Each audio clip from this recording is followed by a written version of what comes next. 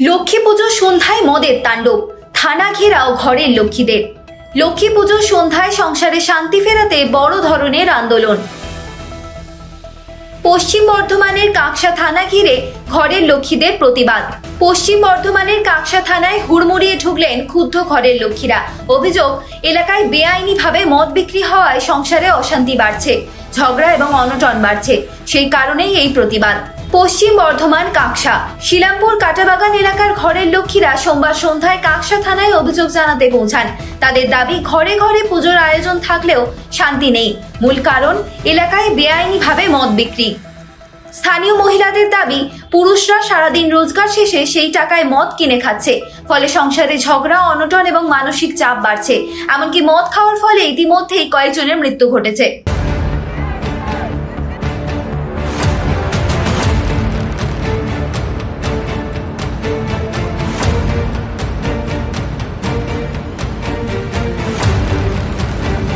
স্থানীয় প্রতিবাদী মহিলা ছবিতা বাউরি জানান, আমরা চাই আমাদের পরিবারে শান্তি ফিরে আসুক, আমাদের বাড়িতে সুখ ফিরুক। তাই পুলিশের কাছে মদ বিক্রি বন্ধ করার দাবি জানিয়েছি।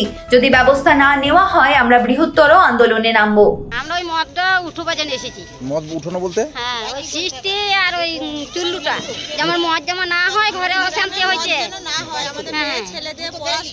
অশান্তি মানে মারধর হয়েছে, সারাদিন খাইতে খুঁটে আসবো, আমাদের কি বাপের সম্পত্তি আছে যে খাবো আমরা? তোমরা গেলেই দেখতে পাবে। কারা বিক্রি করছে মদ ওখানে? আমাদের বাড়ি পাড়াই করছে। কতজন? প্রায় 6-7-8 জন করছে। কতদিন থেকে? ওরা করছে, ওরা আশ্বিন মাসের আগে থেকে করছে। হ্যাঁ,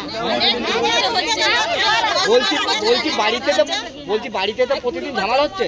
ঝামেলা হচ্ছে না, শুধু কি আমাদের কাজ কাছে আর ঘরে অশান্তি হচ্ছে। থানাতে কি জন্য এসেছিলে? থানাতে কি জন্য? মালিক জানাতে এসেছি। আচ্ছা, আমাদের কথা শুনো না। ছবিটা কি? আগে চোলাই মদ বিক্রি হতো, পুলিশি তৎপরতার কারণে তা বন্ধ হয়ে গিয়েছে। কিন্তু এবার দেশি মদ দেদার বিক্রি হচ্ছে। অভিযোগ, মদ বিক্রির বিরুদ্ধে কথা বললেই হুমকি দেওয়া হচ্ছে। এমনকি এদিন স্থানীয় মহিলারা কাকসা থানার আইসির সঙ্গে দেখা করে তাদের সমস্যার কথা জানান। পুলিশ আশ্বাস দিয়েছেন দ্রুত পদক্ষেপ নেওয়া হবে। মহিলারা জানিয়েছেন তারা কাকসা থানার প্রতি সম্পূর্ণ আস্থা রাখছেন। তবে প্রশাসন যদি সময় মতো ব্যবস্থা না দেয়, আগামী দিনে এলাকায় বড় আন্দোলন হবে বলে হুঁশিয়ারি দিয়েছেন তারা। আমরা এসছি থানাতে, দীর্ঘদিন ধরে অনেক মদ বিক্রি করে শিলামপুর কাটাবাগানে। ওই আমি তো নাম বলতে চাই, ওদের পাড়াতে 6-7 জন মিলে বিক্রি করে। তা ওটা আজকে অনেক বহুদিন ধরে বিক্রি করে, কিন্তু বলে ওই মদটা বন্ধ নেই। ওখানে নেশা খেয়ে অনেক তরতাজা জীবন, যুবক ছেলে মানে 22 বছর, 20 বছর, 30 বছর ছেলে সুসাইড করে মারা গেছে মদ খেয়ে আর খেয়ে। এবং বাড়িতে অশান্তি। আর এই গ্রামের মানুষ বা পাড়ার মানুষ চাইছে যাতে এই মদগুলো বন্ধ হয়ে যায়। কেন আমাদের বাড়িতে ছেলে মেয়ে আছে, পড়াশোনা লেখাপড়া শেখাতে খুবই অসুবিধা হয়। কোন এলাকায় এটা হচ্ছে শিলামপুর কাটাবাগান বাউড়িপাড়া। যাতে প্রশাসনের কাছে ওনারা এসছেন, যাতে প্রশাসন থেকে মানে পদক্ষেপ নেয়, যাতে মদ বন্ধ করা যায়। এবং মদ বন্ধ হলে আমাদের প্রত্যেকের সুবিধা হবে। আগে কি প্রশাসনকে জানিয়েছিলেন? না, আজকে এই প্রথম জানাচ্ছে। কারণ আজকে ওখানে গিয়েছিল বন্ধ করার জন্য, বলেছিল ওরা যে তোমরা মদ বন্ধ করতে 2-3 বার বলেছে, কিন্তু শোনেনি গো। আবার আজকে গিয়েছিল, আজকে শুনছি নাকি ওরা গিয়েছিল যাতে মদ বন্ধ করে দেয়, তোমরা বিক্রি করো না, আমাদের বাড়িতে সব অশান্তি হচ্ছে, গোটা পাড়ার মধ্যে অশান্তি হচ্ছে, ছেলে মেয়ে মানুষ হচ্ছে না। তা সেই জন্য গিয়েছিল। ওদেরকে বলেছে নাকি যে মদ বিক্রি হবে না, মদ আমরা বিক্রি করেই যাবো, তোমরা বন্ধ করতে পারো না, তোমাদের কথা শুনবো না। তা সেই জন্য ওরা এখানে আজকে প্রশাসনের কাছে এসছে যাতে মদটা বন্ধ করে। প্রশাসন থেকে বললো, প্রশাসনের কাছে বললো, প্রশাসনের কাছে গিয়েছিলাম এবং এনারাও গিয়েছিল, মহিলারাও সবাই গিয়েছিল। ওদেরকে বললো যে হ্যাঁ আমরা ওটা ব্যবস্থা করছি, দেখছি, চিন্তা ভাবনা করছি, আমরা যতটুকু করে আমরা করছি।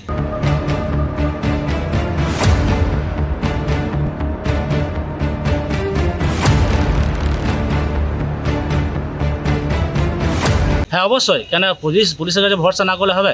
কেন প্রশাসন যেখানে আসছে সেখানে প্রশাসনের কাছে ওই জন্য এসেছে যাতে প্রশাসন কড়া পদক্ষেপ নেয়। আর এই কড়া পদক্ষেপ না নিলে আমরা কিন্তু বৃহত্তম আন্দোলনে নামব। স্থানীয় বাসিন্দা জানান, দীর্ঘদিন ধরেই এই অবৈধ ব্যবসা চলছে।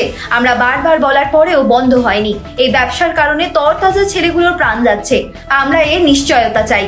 লক্ষ্মী পুজোর এই পবিত্র সন্ধ্যায় ঘরে শান্তি ফেরাতে আন্দোলন শুরু করেছেন ঘরের লক্ষ্মীরা। কাকসা থানার কর্তৃপক্ষ আশ্বাস দিয়েছেন ব্যবস্থা নেওয়ার। আগামী দিনে দেখা যাক প্রশাসন কতটা দ্রুত এই সমস্যার সমাধান করতে পারে।